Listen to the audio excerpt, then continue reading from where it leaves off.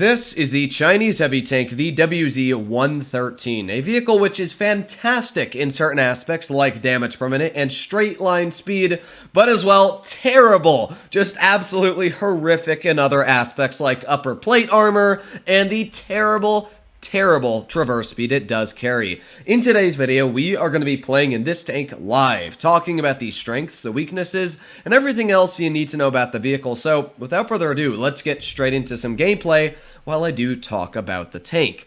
Now, as I said before, the armor isn't great on the vehicle. Sure, if you're using your 6 degrees of gun depression, which this vehicle does carry, which isn't amazing, but it's enough, you will get quite a few bounces. That's enough of an angle that it's over 72 degrees, and that means that all AP shells will auto bounce. However, that means that any heat shells that can pen up to an 80-something degree angle, they're easily going to pen right through that upper plate. Especially heat shells with over 370 pen, yeah, they're buttering through the WZ-113's armor. If you try to face hug in this vehicle, yeah, you can go very quickly down. But to counter that, this vehicle has a truly insane damage per minute of 3,440 or something like that. It's insane how high the DPM is. Now, because I'm running calibrated shells, it's about 3,200 damage per minute, but that's still quite impressive when you do think about it. So we're going to see just exactly what the WZ-113 can exhibit in the first game we do play. Now, it's also very good in top-line speed. As we did say, it's very good, in fact. You're going to see that it goes 0 to about 50 in, I would say, about 10 seconds or so, which is pretty quick when you think about it. We're already at 40 kilometers per hour, and that's, like, incredibly fast when you think about it. We're keeping up with this 2 and 5B, and he's running speed boost. So, that is very good. But here we go. Speed is key. I don't see the enemy tanks, but I'm also going to be very careful, of course. So let's get a nice tap into the side of the VK-72. That E100's pulling right around that corner. We're going to try and get a nice tap into you, right in the track wheel. Now this is where the 113 has its strengths. Because I have such an incredible amount of damage per minute, I'm easily able to tap that E100 over and over and over.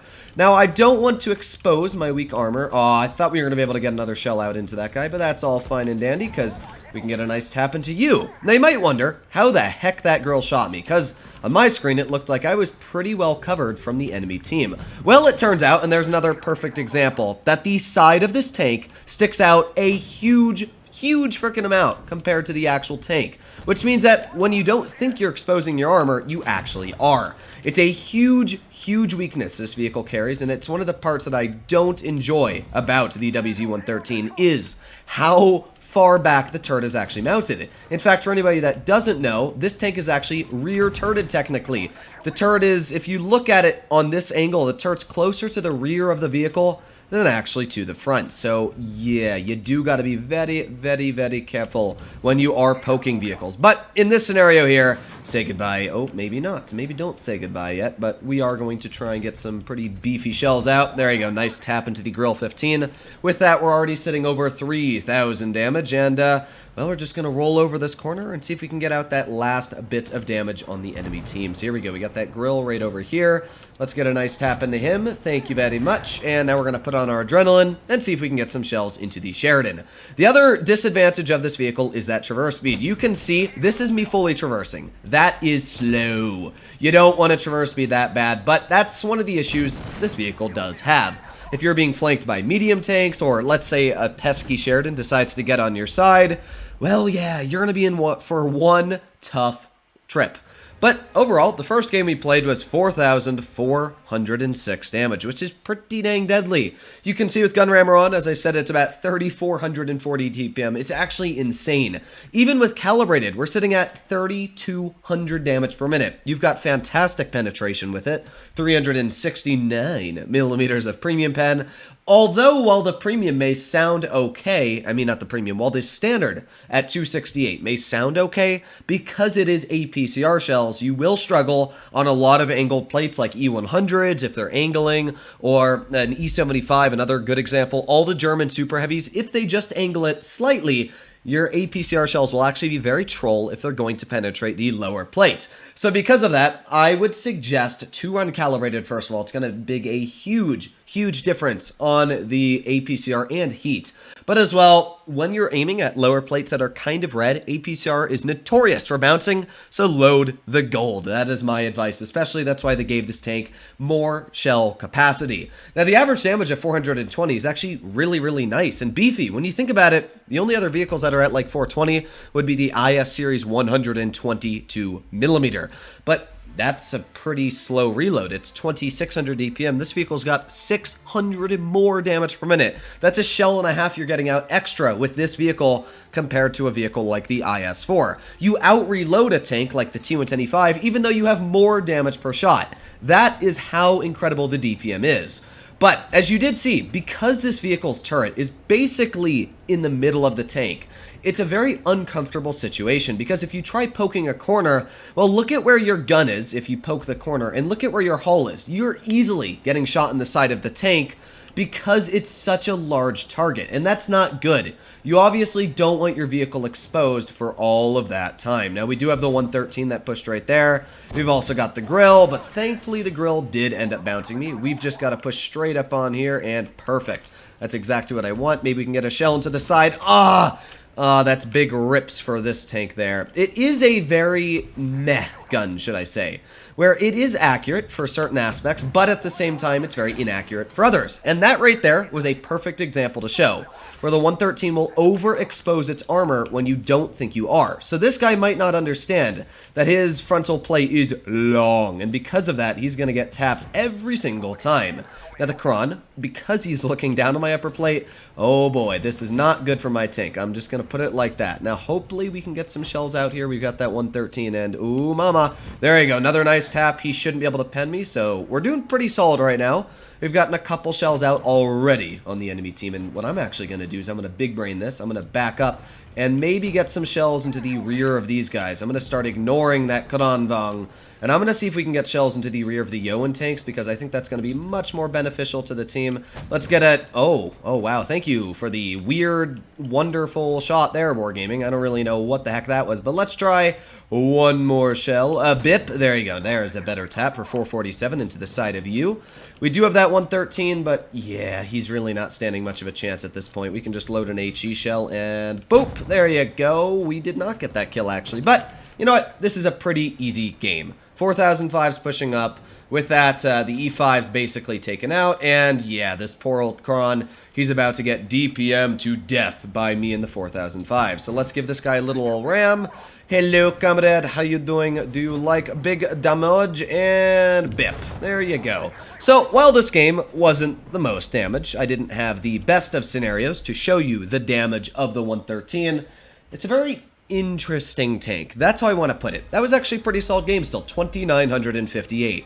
While other heavy tanks will struggle massively on getting out damage in quick games, especially tanks like, let's say, the Krangvang. If your team wins very quickly, it's very hard sometimes to pick up damage in that vehicle because after you've gotten your initial 1,200 damage out, your DPM is very poor, or even any heavy tank at that, like the 5A. It's not bad on DPM by any means, but its 2,400 is literally 800 less than the WZ-113. So it definitely has massive advantages. But this is now to the point of the video where I talk about some of the downsides. And to really talk about the biggest downside, I'm going to go to a training room, and I'm just going to load into a game, and I'm going to show you why I personally really hate playing this vehicle at certain times. And it's the traverse speed. Just watch the full traverse. 1, 2, 3, 4, 5, 6, 7, 8, 9, 10, 11,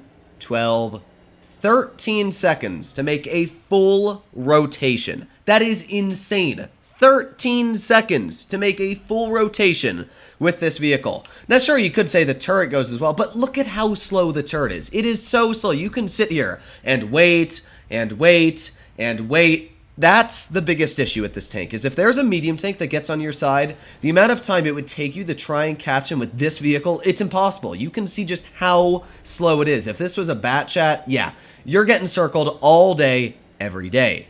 The other issue with this tank, the big one that you actually saw when that 113 poked twice against us, is that because this vehicle, and this is a good example, if I put my gun pointed directly straight, so let's just mount this gun straight like this. If we put the gun straight, and let me bring it out to an open area where the buildings don't block my view. If we go to a straight area, you can see how I actually said it is partly rear-turreted. The front of that hull sticks out so incredibly far that where the angle we're actually looking at with this gun, you can see the back is closer to the turret than the front. That is really, really bad for the 113, and because of that, the issue is let's say I wanted to pull around, I don't know, this corner here and shoot somebody. Well, when you're pulling around that corner, this is how much, like, you don't, when you're in this view, you don't really see much, right? You pull around the corner in this view. This is how much of your tank is exposed when you're in that view. It's an insane amount. You can clearly back behind this corner here, and at this angle here, your front entire lower plate, even at this angle, where you barely even see the edge of the wall, you have an exposed lower plate that can be shot. That is how easy it is to shoot this vehicle. You can see here, that is a massive chunk of your lower plate. So that is the biggest issue I find with the 113, is how stupendously bad the turret position is, the incredible slow traverse speed that it has going for it. And sure, while the top speed is great at 50 kilometers per hour and the power to weight is fantastic, you can see getting up to that top speed is great. Because of that bad traverse and because of that just terrible turret position, I do actually find it having so many weak spots. You're probably wondering, like here, it looks like I'm just barely peeking my turret, but the reason they were able to shoot me is because you can clearly see, poking this corner, I've got a huge chunk of my side armor exposed, and fun fact, that side armor is actually hull. There's no spaced armor on this side of this tank, so because of that, you can easily pen right on the side. I like the 113, I love the aspect of the tank, but as Batchat Begins says, I completely agree on the fact that this tank needs rebalancing. Some people say that, yeah, it could do a rebalance. I personally feel that this tank needs rebalancing. It should have, I feel, about 3,000 base damage per minute. So you're losing about 200, 300 damage per minute. But then they buff the traverse speed by about 10, and that would be great. That would be, instead of like here, we'd be like here. So it would make the traverse speed actually feel more mobile, more like a medium tank's traverse. And then they could lower the alpha by 20. That would be it. It would be back to what it was, and that way it would be mobile. It would, you know, do stuff. Because right now for me, the WZ-121 is just a flat-out better tank. It's got very good frontal armor. It's got the exact same DPM. And by the way, the gun doesn't struggle with poor gun handling aspects like this, where you gotta wait and wait and wait. 121, shoot, boom, fire, and back up. And it gets AP on its standard ammunition, which is a much nicer shell. I love the 113's aspects in certain areas, but the traverse speed is so bad to pull around a corner, as you can see.